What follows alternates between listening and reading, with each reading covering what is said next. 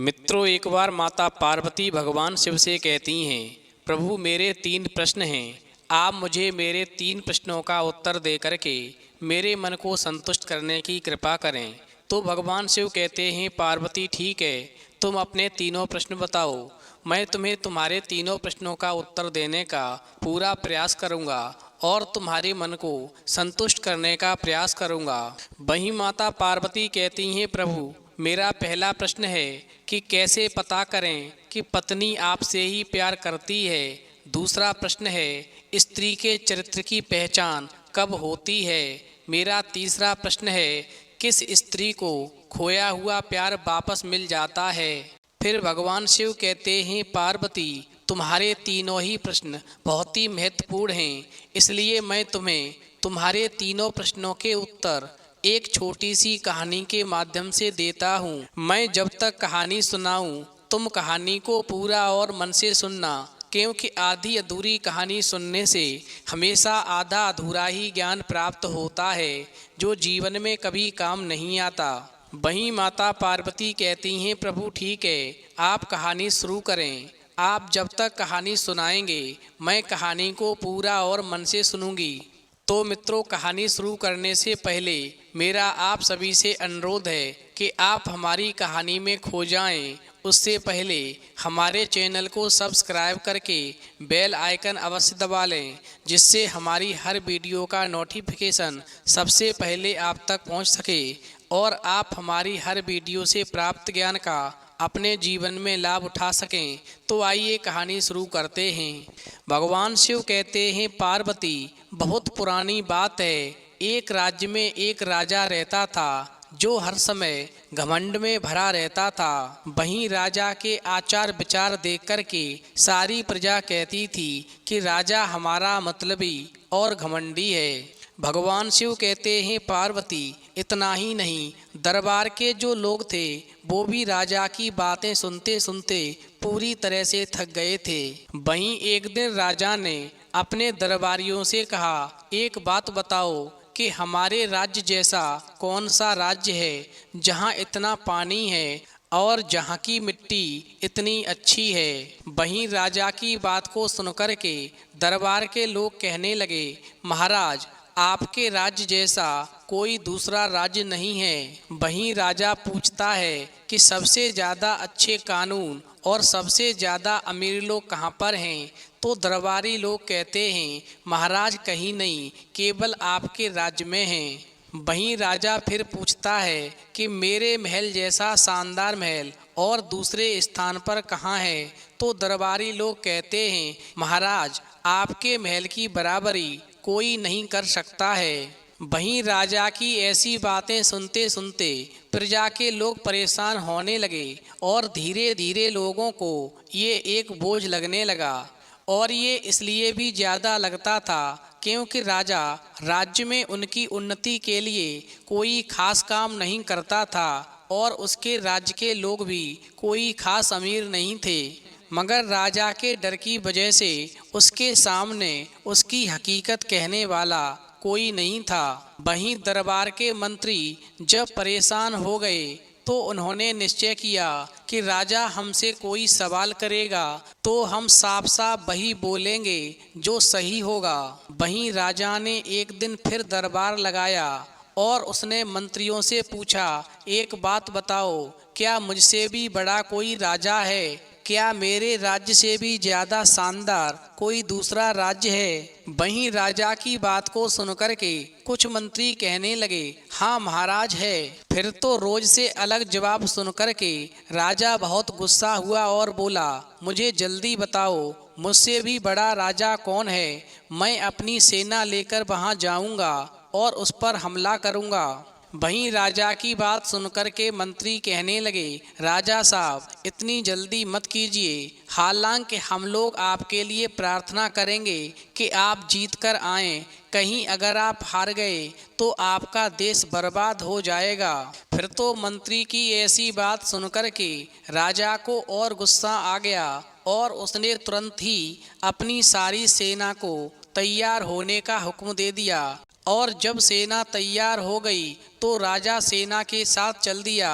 और उसने चारों तरफ अपने दूत भेज दिए कि जो राजा उससे लड़ना चाहे वो उसके सामने लड़ने आ सकता है। वहीं कुछ समय तक तो उसको ऐसा लगा कि उसने दूसरे राजाओं को लड़ने के लिए उकसाया, क्योंकि किसी ने उसका मुकाबला स्वीकार नहीं किया, क्योंकि ऐसी लड़ाई में बहुत खून खराबा होता है। भगवान शिव कहते हैं, पार्वती, इस प्रकार जब राजा का घमंड बढ़ता गया तो एक राजा को क्रोध आया और वो सोचने लगा, इस प्रकार तो ये सभी राजाओं का अपमान कर रहा है, इसका घमंड लचाना ही पड़ेगा।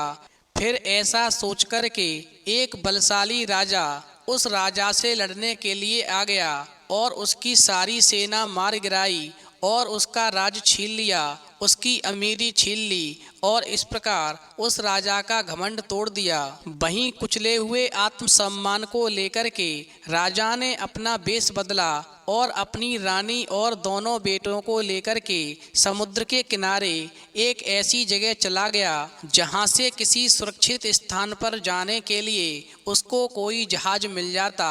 वहीं एक जहाज वहां से जाने के लिए तैयार खड़ा हुआ था। वहीं राजा ने जहाज के कप्तान से पूछा कि क्या वह उसको और उसके छोटे से परिवार को अपने जहाज पर चढ़ा करके वहां पर ले जा सकता है जहां पर वो जा रहा है। वहीं राजा की बात को सुनकर के कप्तान राजी हो गया और जब उसने सुंदर रानी को देखा तो अपना मन बदल लिया।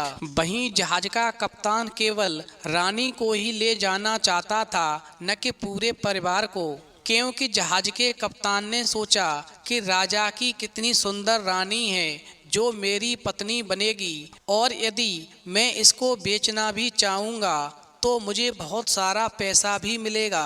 वहीं जहाज पर सवारियों के चढ़ने का समय आ गया तो सबसे पहले रानी चढ़ी और फिर जैसे ही राजा और उसके दोनों बेटे चढ़ने को थे तो कुछ मजबूत आदमियों ने, जिनको कप्तान ने यह करने के लिए पहले ही कह रखा था कि उनको किनारे पर ही रोक लिया जाए और राजा को जहाज में किसी भी कीमत पर चढ़ने नहीं दिया जाए।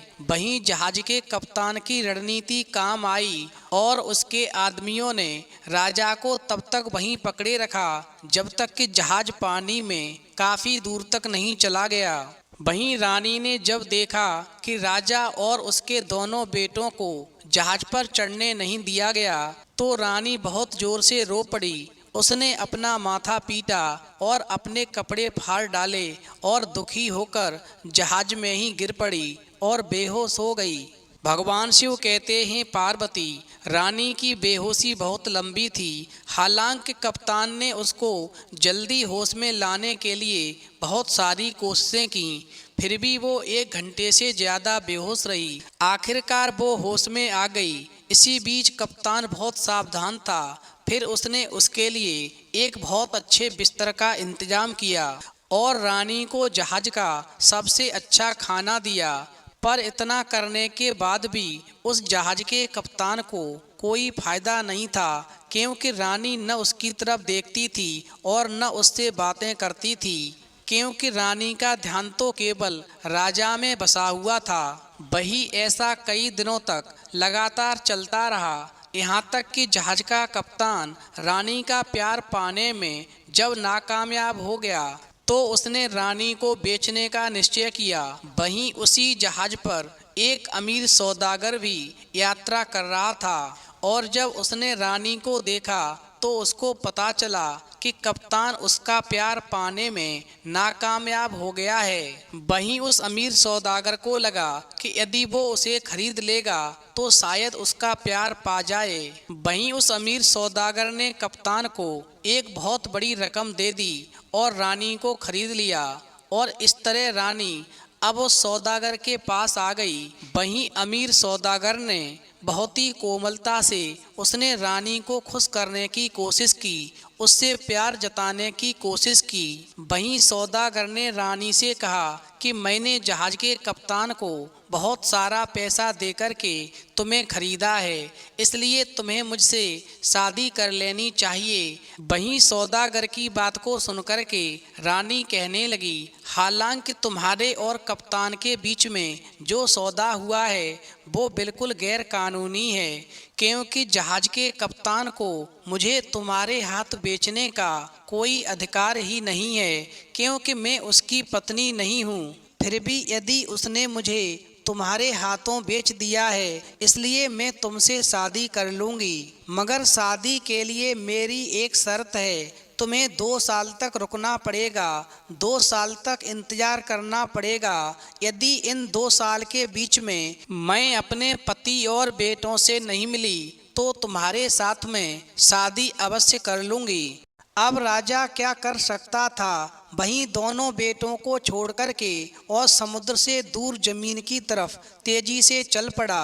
वहीं राजा के दोनों बेटे रोते बिलखते हुए अपने पिता राजा के पीछे चल पड़े। वहीं चलते चलते जब वो एक नदी के किनारे पहुंच गए तो राजा के दोनों बेटे कहने लगे, पिताजी हमें छोड़कर मत जाओ, हमें अपने साथ ले चलो, आपके अलावा हमारा दुनिया में और कौन है। वहीं राजा अपने बेटों के साथ में नदी पार करना चाहता था, पर ना तो वहाँ कोई नाव थी और ना ही कोई पुल था, इसलिए राजा को अंदर घुसकर ही नदी पार करनी थी। वहीं राजा सबसे पहले अपने एक बेटे को लेकर के नदी के दूसरे किनारे पर छोड़ आया और जब वापस दूसरे बेटे को लेने के लिए आया तो रास्ते में ही नदी में डूब गया।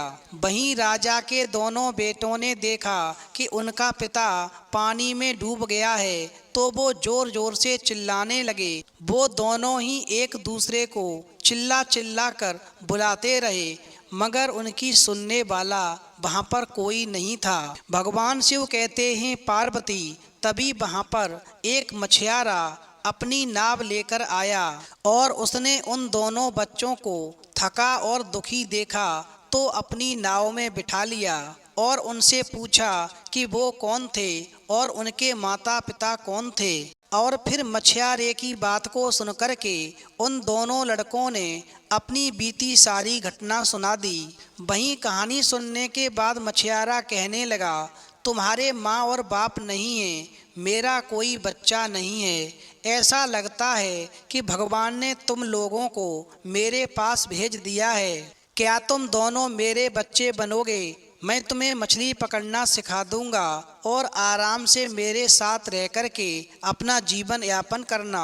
वहीं मछियारे की बात को सुनकर के राजा के दोनों लड़के बहुत खुश हो गए, क्योंकि उनको रहने खाने की जगह मिल गई थी। और इस प्रकार वो दोनों लड़के मछियारे के साथ चले आए। वहीं घर पहुंचने के बाद में जब दोनों लड़कों ने मछियारे की पत्नी को देखा तो वो और ज़्यादा खुश हो गए, क्योंकि मछियारे की पत्नी उनके लिए बहुत अच्छी थी, उनको अपने सगे बेटों से भी बढ़कर मानती थी। वहीं पास में ही एक गुरु का आश्रम था जहाँ पर वो बच्चे शिक्षा ग्रहण करने के लिए जाने लगे। समय इस प्रकार धीरे धीरे बीतता गया। फिर दोनों लड़कों ने अपने मुँह बोले पिता की सहायता करनी भी शुरू कर दी और कुछ ही समय में बहुत मेहनत करके वो दोनों अच्छे मछियारे बन गए।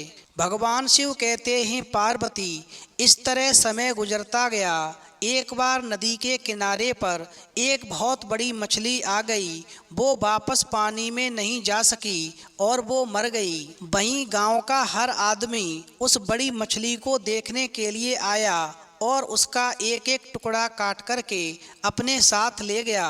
वहीं कुछ लोग पड़ोसी गांवों से भी आए, जिनमें से एक कुम्हार था। उसकी पत्नी ने उस बड़ी मछली के बारे में सुना था, तो उसने अपने पति कुमार से कहा कि वो भी वहां जाए और थोड़ी सी मछली उसके लिए भी ले आए। वहीं जब वो कुमार मछली काटने के लिए गया तो अपने साथ में कुल्हाड़ी ले गया, क्योंकि उसने सोचा मछली बड़ी है तो उसकी हड्डियां भी मजबूत होंगी, इसलिए कुल्हाड़ी साथ लिए चलता हूँ, वो काटने के काम आएगी। हालांकि जब वो कुम्हार मछली के पास में पहुंचा तो वहाँ पर कोई भी जनमानस नहीं था। सभी मछली के टुकड़े लेकर के वापस आ चुके थे। वहीं कुम्हार ने जैसे ही मछली में पहली कुल्हाड़ी मारी तो उसे उसमें से चिल्लाने की आवाज़ आई, जैसे कोई दर्द से चिल्ला रहा हो। वहीं कुम्हार आवाज़ सुनकर के भौचक्का रह गया। वहीं उसने सोचा कि शायद मछली में कोई भूत है, मगर मैं दोबारा कुल्हाड़ी मारकर देखता हूँ। इसलिए कुम्हार ने मछली में दोबारा कुल्हाड़ी मारी तो मछली में से आवाज़ आई, मैं बहुत दुखी हूँ, मैं बहुत दुखी हूँ। वहीं ऐसी आवाज़ सुनकर के कुम्हार ने सोचा, ये तो कोई भूत नहीं हो सकता है, ये तो किसी आदमी की आवाज़ है। मैं इसको सावधानी से काटता हूँ, हो सकता है मुझे इसके अंदर से कोई आदमी मिल जाए।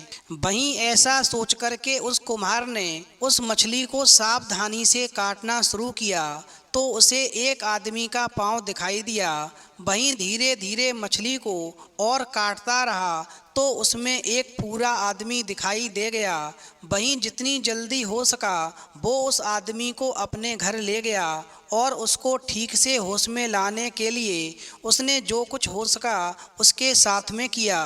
वहीं कुमार ने उसके चारों ओर आग जलाई और सूप पिलाया जिससे वो जल्दी होश में आ सके। भगवान शिव कहते हैं, पार्वती, वहीं जब कुम्हार और उसकी पत्नी ने देखा कि अब उस व्यक्ति को होश आ गया है तो वो दोनों बहुत खुश हुए। वहीं कुछ महीनों तक वो अजनबी उस परिवार के साथ आराम से रहा, यहाँ तक कि उसने मिट्टी के बर्तन बनाने भी सीख लिए और इस तरह से कुम्हार की सहायता करने लगा। भगवान शिव कहते हैं, पार्वती, इत्तेफाक से उन्हीं दिनों उस राज्य का राजा मर गया और ये उस देश का रिवाज था। हाथी और बाज जिस किसी को चुन लेते थे वो वहाँ का राजा होता था। इसलिए जब राजा मर गया तो प्रजा को राजा चुनना था। इसलिए प्रजा ने राजा को चुनने के लिए हाथी को सारे राज्य में घुमाया और बाज को भी चारों तरफ उड़ा दिया। वहीं हाथी और बाज घूमते घूमते उसी कुम्हार के घर जा पहुँचे जिसने मछली के पेट से निकले हुए आदमी को शरण दे रखी थी। और इत्तेफाक से वो अजनबी वहीं घर के दरवाजे पर खड़ा था और फिर जैसे ही हाथी और बाज ने उस अजनबी को देखा तो हाथी ने उसे झुककर प्रणाम किया और बाज उसके हाथ पर जाकर बैठ गया। वहीं जो लोग हाथी के पीछे पीछे जा रहे थे, जब उन्होंने ये नज़ारा देखा तो वो चिल्लाने लगे कि यही हमारा राजा है, यही हमारा राजा है। वहीं सारी प्रजा ने अजनबी के सामने लेट कर के उसको प्रणाम किया और अपने साथ में महल चलने की प्रार्थना की। वहीं राजा के मंत्रियों ने जब ये सुना तो वो बहुत खुश हुए और उन्होंने अपने नए राजा का खुशी से स्वागत किया। भगवान शिव कहते हैं, पार्वती, वहीं उस अजनबी को राजा बनाने के सारे रस्मों रिवाज पूरे किए गए और फिर राजा अपने काम में लग गया। वहीं सबसे पहला काम राजा ने ये किया कि उसने कुम्हार और उसकी पत्नी को बुलाया और उन्हें कुछ पैसे और ज़मीन दी, क्योंकि उसका जीवन केवल कुम्हार की वजह से ही बचा था। और फिर राज्य में न्याय करने के लिए राजा ने बहुत अच्छे नियम बनाए और प्रजा का पालन करने लगा। भगवान शिव कहते हैं, पार्वती, इधर तो राजा जो था राज्य का संचालन करने लगा, शिकार खेलने के लिए जाने लगा, और उधर वही मछुआरा जिसने राजा के दोनों लड़कों को नदी से लाकर के अपने घर पर रखा था, एक दिन वो मछली पकड़ता है और मछली पकड़ कर के राजा के पास लेकर जाता है और कहता है, सरकार मुझसे खुश हो जाइए, आज मैंने आपके लिए एक बड़ी मछली पकड़ी है। इसलिए मैं मछली लेकर आपको देने आया हूँ। वहीं राजा उस बड़ी सी मछली को देख कर के बहुत ही खुश होता है और वो पूछने लगता है कि तुमने मछली कब और कैसे पकड़ी। तो मछुआरे ने राजा को सारी बातें बता दी और मछलियों के बारे में उसको इतनी जानकारी बताई कि राजा भी मछुआरे के साथ में मछलियां पकड़ने के लिए जाने लगा। वहीं एक दिन मछुआरा राजा से बोला, महाराज आप तो बहुत ही अच्छे और दयालु हैं, यदि आप मुझ पर एक कृपा कर दें तो मैं आपसे अपने दिल की एक बात कहना चाहता हूँ। यदि मेरी बात को आप स्वीकार करेंगे तो आपकी बड़ी मेहरबानी होगी। वहीं राजा कहने लगा, मछुआरे ठीक है, तुम अपने मन की बात बताओ। तो मछुआरा कहने लगा, महाराज मेरे घर में 2 लड़के हैं जो मुझसे भी ज़्यादा होशियार और ताकतवर हैं। अगर महाराज आप इजाज़त दें तो मैं वायदा करता हूँ कि वो हमेशा आपकी सेवा में लगे रहेंगे। वहीं मछुआरे की बात को सुनकर के राजा इस बात पर राजी हो गया और फिर जब भी राजा मछली पकड़ने जाता था तो मछुआरे के दोनों लड़के भी राजा के साथ जाते थे। वहीं धीरे धीरे राजा की उन दोनों बेटों से जान पहचान बढ़ती गई और राजा उनको बहुत चाहने लगा क्योंकि वो बहुत तेज थे, होशियार थे, सुंदर थे और स्वभाव के भी बहुत अच्छे थे। वहीं राजा ने बाद में कुछ ऐसा इंतजाम कर दिया जिससे मछुआरे के दोनों लड़के हमेशा राजा के ही साथ रहते थे। भगवान शिव कहते हैं, पार्वती इधर तो राजा मछुआरे के दोनों बेटों के साथ में मछलियां पकड़ने जाता है, शिकार खेलता है और अपनी प्रजा को बहुत ही खुशहाल रखता है। और एक दिन वही सौदागर, जिस सौदागर ने उस राजा की पत्नी को खरीदा था जो नदी में डूब गया था, और फिर वही सौदागर व्यापार करने के लिए इसी राजा के देश में आ गया और उसने राजा से मिलना चाहा तो राजा ने उसे मिलने का समय दे दिया। वहीं उसने बहुत सारे कीमती जवाहरात और सामान राजा को दिखाए। वहीं राजा उसका सामान देख कर के बहुत खुश हुआ और उस सब के बारे में उससे कई सवाल पूछे जहाँ से उसने सामान को खरीदा था। वहीं सौदागर ने राजा को सब कुछ बता दिया तो उसने राजा से उसके राज्य में व्यापार करने की इजाज़त और सुरक्षा मांगी। वहीं सौदागर की बात को सुनकर के राजा ने तुरंत ही उसकी मांग स्वीकार कर ली और राजा ने सौदागर को उसके साथ रहने के लिए, उसकी सुरक्षा के लिए अपने कुछ सिपाही दे दिए और सौदागर के आंगन में हमेशा पहरा देने के लिए मछुआरे के दोनों बेटे भी उसके घर में भेज दिए। वहीं एक रात इन दोनों बेटों को किसी वजह से नींद नहीं आ रही थी तो छोटे भाई ने बड़े भाई से कहा अब वो उसको कोई कहानी सुनाए ताकि उसे नींद आ जाए।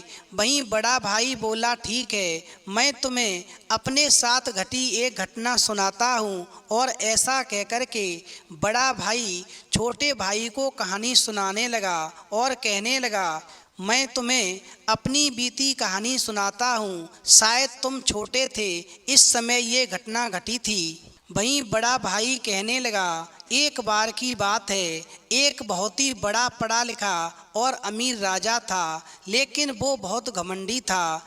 एक बार वो अपनी सेना लेकर के दूसरे राजाओं को लड़ाई की चुनौती देता हुआ बाहर निकल पड़ा। वहीं कुछ राजा तो उससे हार गए, मगर एक राजा जो उससे भी ज़्यादा ताकतवर था उससे लड़ा और उसने राजा को हरा दिया। वहीं हारा हुआ राजा अपनी पत्नी और दोनों बेटों के साथ में किसी तरह बचकर भाग निकला और भागते भागते इस आशा में वो समुद्र के किनारे पहुंचा कि शायद उसको वहां कोई जहाज मिल जाएगा और वो अपने परिवार के साथ में बैठकर के जहाज से किसी दूसरे सुरक्षित स्थान पर पहुंच जाएगा और नए सिरे से जिंदगी शुरू कर सकेगा। और इस प्रकार कई मील चलने के बाद में वो राजा अपनी पत्नी और दोनों बच्चों के साथ में समुद्र के किनारे जा पहुँचे।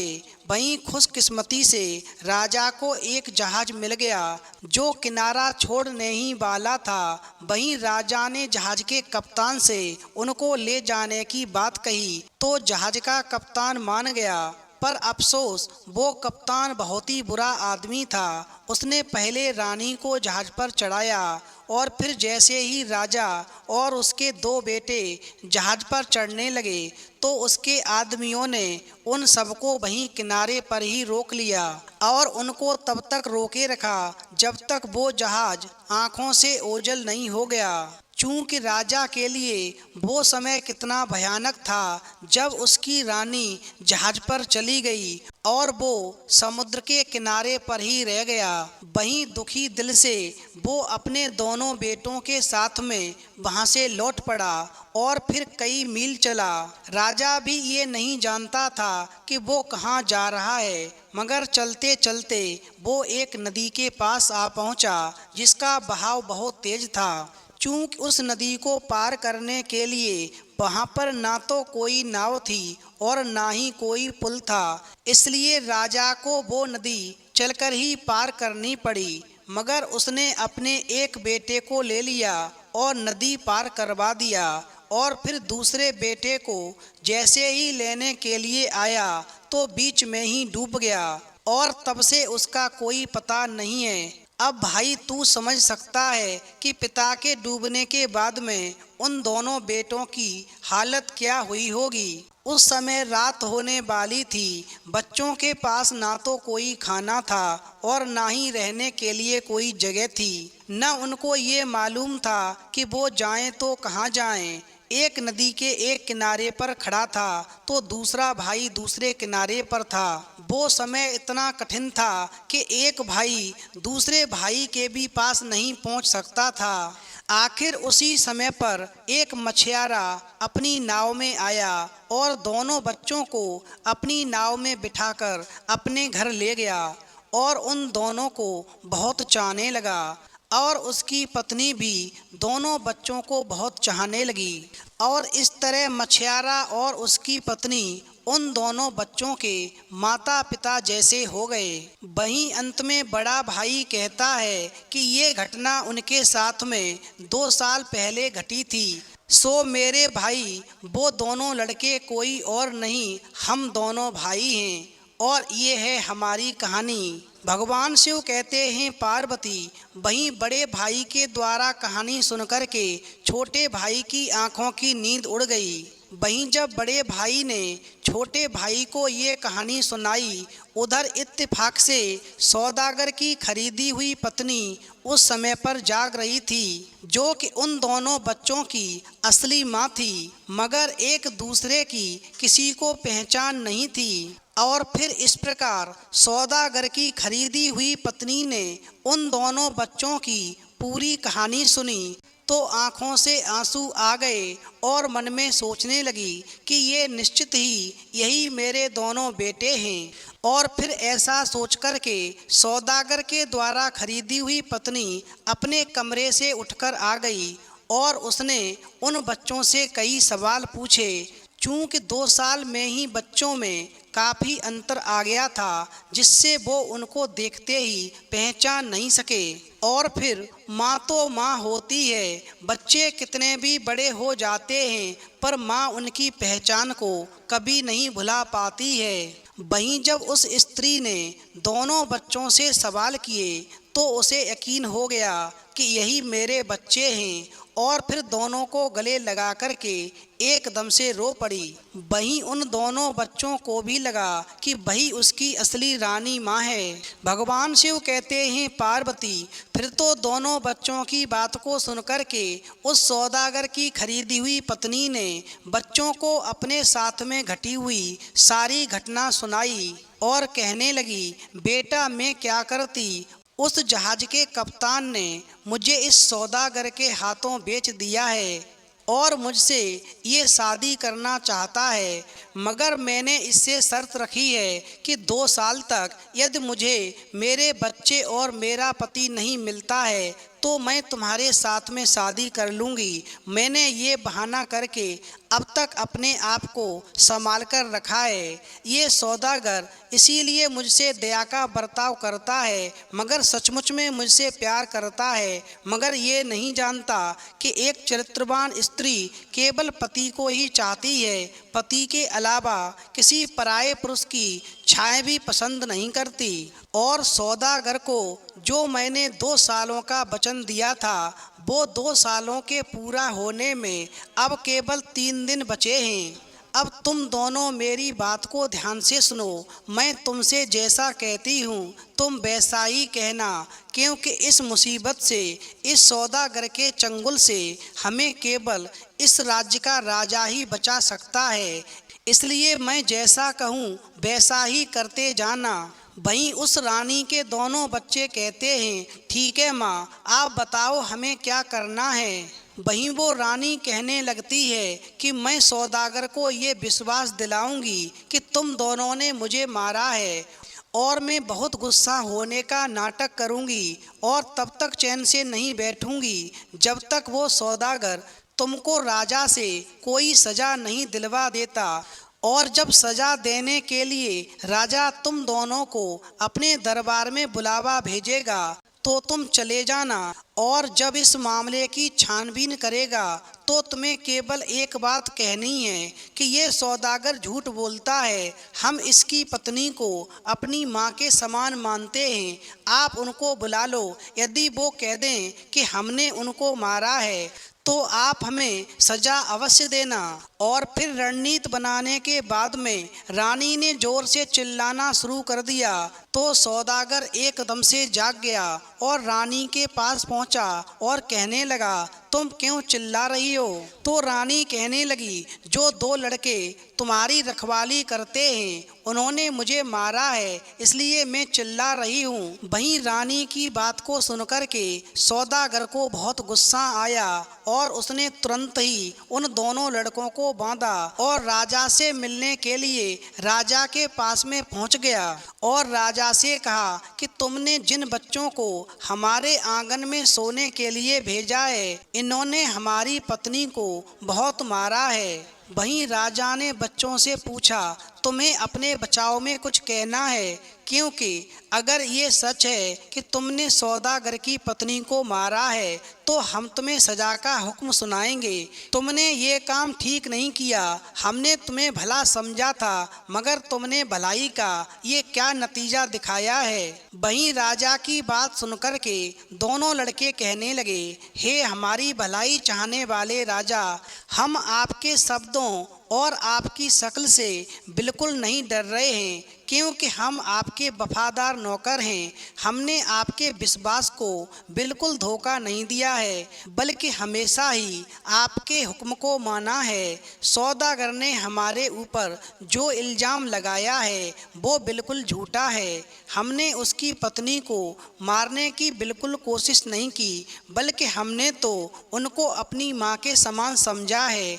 अगर आप चाहें तो उनको यहाँ बुलाकर खुद ही पूछ सकते हैं। यदि वो कहती हैं कि हमने उनको मारा है तो आप हमें जो चाहें दंड दे सकते हैं। वहीं बच्चों की बात को सुनकर के राजा राजी हो गया और उसने रानी को बुलाने का हुक्म दिया। वहीं रानी जैसे ही दरबार में पहुंची, एकदम से राजा को देख कर के आश्चर्यचकित रह गई। अरे ये तो मेरे पति हैं। मगर अपनी पहचान देने से पहले वो रानी कहने लगी, कहिए महाराज, आप हमसे क्या जानना चाहते हैं? तो राजा कहने लगा, तुम्हारे पति ने इन दोनों बच्चों पर जो आरोप लगाया है कि इन बच्चों ने तुम्हें मारा है, क्या ये सच है? वहीं रानी कहने लगी, हे राजन, जिन लड़कों को आपने हमारी सहायता के लिए हमारे पास भेजा है, उन्होंने आपकी इच्छा पूरी करने की अपनी पूरी कोशिश की है और इन्होंने मेरे ऊपर कोई हाथ नहीं उठाया है, बल्कि मैं आपके पास तक आना चाह रही थी क्योंकि हम और हमारे बच्चे बहुत बड़ी मुसीबत में फंसे हुए हैं। वहीं राजा कहने लगा, मैं समझा नहीं, तुम क्या कहना चाहती हो? वहीं रानी कहने लगी, पिछली रात मुझे नींद नहीं आ रही थी और इधर ये दोनों भाई आपस में बातें कर रहे थे। वहीं बड़े भाई ने छोटे भाई को एक कहानी सुनाई और कहानी सुनने के बाद में एकदम से मैं पहचान गई कि ये दोनों बच्चे मेरे ही बच्चे हैं जो मुझसे एक दिन बिछड़ गए थे, आज मुझे मिल गए हैं। और अगर मैं ये बात सौदागर को बताती तो मेरे साथ में पता नहीं सौदागर क्या करता, इसलिए बचाव का कोई रास्ता नहीं था और मुझे आपके पास तक आपके दरबार में आना था ताकि मैं आपको सच्चाई बता सकूं और इस सौदागर से आज़ाद हो सकूं और अपने बच्चों के साथ में बाकी जीवन बिता सकूं। वहीं राजा कहने लगा कि इन बच्चों की कहानी सुनने से तुम्हें ये लगा कि ये बच्चे तुम्हारे हैं, तो वो कहानी हम भी सुनना चाहते हैं कि तुम्हारे साथ में क्या और कैसे छल हुआ। वहीं रानी कहती है, महाराज एक समय की बात है, मैं एक राजा की रानी थी। मेरे पति बहुत ही घमंडी थे, इसलिए उन्होंने घमंड में आकर के चारों ओर सूचना करवा दी कि उनसे जो भी लड़ना चाहता है वो सामने आ सकता है। वहीं काफ़ी राजा तो उनके सामने हार गए, मगर एक बलवान राजा ने उनको हरा दिया, उनकी सेना को परास्त कर दिया और उनके राज्य पर कब्जा कर लिया। वहीं अपना राज्य खोने पर उस राजा को अपनी पत्नी और दोनों बेटों के साथ अपना राज्य छोड़कर के वहाँ से भाग जाना पड़ा और भाग करके वो राजा समुद्र की तरफ पहुँचा ताकि वो वहाँ से भाग कर के किसी सुरक्षित स्थान पर जा सके। वहीं खुशकिस्मती से राजा को एक जहाज भी मिल गया जो किनारा छोड़ने वाला था, मगर जहाज के छूटने से पहले ही राजा पहुँच गया और उसने जहाज के कप्तान से कहा कि उसे भी परिवार सहित जहाज में बिठा करके सुरक्षित स्थान पर पहुंचा दे जहां तक वो जहाज जाएगा। वहीं जहाज के कप्तान ने राजा की बात स्वीकार की, मगर वो जहाज का कप्तान बहुत ही बुरा आदमी था। उसने राजा की पत्नी को चुरा लिया और उसको दूर देश ले गया। वहाँ जाकर के उसने उसको एक अमीर सौदागर के हाथों बेच दिया। वो अमीर सौदागर कोई और नहीं जो मेरे साथ में है, यही अमीर सौदागर है। उधर राजा और उसके दोनों बेटे फिर कहीं और चले गए। उस दिन से आज तक मैं उनकी तलाश में भटक रही हूँ, मगर आज मुझे इस बच्चे के द्वारा मालूम पड़ा कि वो एक नदी के किनारे आए, वहाँ पर राजा डूब गए और इन दोनों बेटों को एक मछुआरा ले आया जिसने इनका पालन पोषण किया। भगवान शिव कहते हैं पार्वती, वहीं रानी आगे कहती है, महाराज वो दोनों बच्चे ये हैं जो आपके सामने हैं और मैं इनकी माँ हूँ जिसको जहाज के कप्तान के हाथों चुरा लिया गया था और फिर एक सौदागर को उसकी पत्नी बना कर के बेच दिया गया था, जिसके साथ वो 2 दिन के बाद में उसकी पत्नी बनकर के रहने वाली है। क्योंकि ये सौदागर मुझसे शादी करना चाहता था। मैंने इससे कहा था कि मुझे 2 साल का समय दे दो। मैंने बहाना बनाया था और मैंने कहा था यदि 2 साल में मुझे मेरा पति और मेरे बच्चे नहीं मिलते हैं तो मैं तुम्हारे साथ में शादी कर लूँगी, मगर अभी 2 साल पूरे होने में 3 दिन बाकी हैं। मैं अपने पति राजा से बहुत प्यार करती हूँ, उनके बिना एक एक पल मैंने मर मर के बिताया है। अब मुझे मेरे बच्चे मिल गए हैं, मुझे इस सौदागर के चंगुल से आज़ाद करवा दो। मैं किसी दूसरे पुरुष के साथ में शादी कभी नहीं कर सकती। मैं अपने दोनों बच्चों के साथ ही अपना जीवन बिताऊंगी।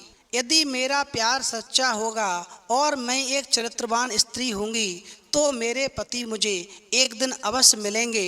एक दिन प्रभु मुझे मेरे पति से अवश्य मिला देंगे। भगवान शिव कहते हैं पार्वती, वहीं रानी ने जब अपनी कहानी खत्म की तो राजा की आंखों से आंसू बहने लगे और वो कांपने लगा। जब वो थोड़ा संभला तो अपने सिंहासन से उठा और रानी और दोनों बच्चों की तरफ दौड़ा। वहीं उसने अपनी रानी और अपने दोनों बच्चों को गले से लगा लिया और रोकर बोला, तुम मेरी पत्नी और मेरे बच्चे हो। भगवान ने तुम लोगों को मेरे पास वापस भेज दिया है। मैं ही तुम्हारा राजा हूँ। जैसा तुम लोगों को लगा, मैं डूबा नहीं था, बल्कि एक बड़ी मछली मुझे निगल गई थी और कुछ दिनों तक मैं उसी मछली के पेट में जिंदा रहा। उसके बाद वो मछली एक दिन किनारे पर आ गई और वापस नहीं जा सकी और फिर एक कुम्हार ने आकर के मुझे उसके पेट से आज़ाद करवा दिया और वो कुम्हार दया करके मुझे अपने घर ले गया और मुझे उसने अपना काम सिखाया। वहीं मैं वो काम सीख करके अपना पेट और अपने आप पालने लायक हुआ ही था कि यहाँ का राजा मर गया और उस राजा के हाथी और बाज ने मुझे अपना राजा चुन लिया और तभी से मैं इस राज्य का संचालन कर रहा हूँ और प्रजा को सुख दे रहा हूँ। मेरा घमंड तो उसी दिन टूट गया था जिस दिन तुम मुझसे छूट करके जहाज पर चली गई थी और मैं अपने बच्चों से जुदा हो गया था। भगवान शिव कहते हैं पार्वती, वहीं राजा ने रानी और अपने दोनों बेटों को महल ले जाने का हुक्म दिया और उसने वहां जमा लोगों को भी अपने इस व्यवहार की सफाई दी। वहीं सौदागर को विनम्रता पूर्वक उसके देश भेज दिया गया। वहीं जब दोनों राजकुमार राज्य संभालने लायक हो गए तो राजा ने अपने बड़े बेटे को अपना राज्य सौंप दिया और खुद रानी के साथ में शांति से जीवन बिताने लगा। मित्रों, अंत में भगवान शिव कहते हैं पार्वती, तुम्हारे 3 प्रश्न थे। पहला, कैसे पता करें कि पत्नी आपसे ही प्यार करती है। दूसरा, स्त्री के चरित्र की पहचान कब होती है। तीसरा, किस स्त्री को खोया हुआ प्यार वापस मिल जाता है। तो तीनों प्रश्नों का उत्तर समझ लो। यदि किसी स्त्री का सारा धन नष्ट हो जाए और उसका पति संकट, शत्रु, रोग, कष्ट आदि से घिर जाए और ऐसे समय में रानी की तरह जो स्त्री अपने पति का साथ देती है वो स्त्री चरित्रवान ही नहीं, अपने पति से जन्मों तक प्यार करने वाली होती है और ऐसी स्त्री की मदद भगवान हमेशा करते हैं। साथ ही ऐसी स्त्री का खोया हुआ प्यार भी प्रभु मिला देते हैं, जिस प्रकार रानी को राजा और उसके बच्चों से मिला दिया। इसलिए हर स्त्री को अपने पति के अलावा पराये पुरुष की तरफ देखना भी नहीं चाहिए, क्योंकि पति पत्नी का रिश्ता विश्वास पर आधारित होता है। वहीं उत्तर सुनने के बाद में माता पार्वती प्रसन्न हो जाती हैं और कहती हैं, वास्तव में प्रभु, एक अच्छी और सच्ची स्त्री और चरित्रवान स्त्री वही होती है जो अपने पति के संकट, शत्रु, रोग, कष्ट आदि से घिर जाने के बाद में उसका हमेशा साथ देती है। ऐसी स्त्री सदा सुहागन होकर ही मृत्यु को प्राप्त होती है और ऐसी स्त्री को स्वर्ग में स्थान मिलता है और हर जन्म में उसे एक अच्छा पति प्राप्त होता है। तो मित्रों, यदि आपको कहानी पसंद आई हो तो प्लीज़ आप हमारे चैनल को सब्सक्राइब करें और भगवान शिव और पार्वती के लिए एक लाइक करना न भूलें।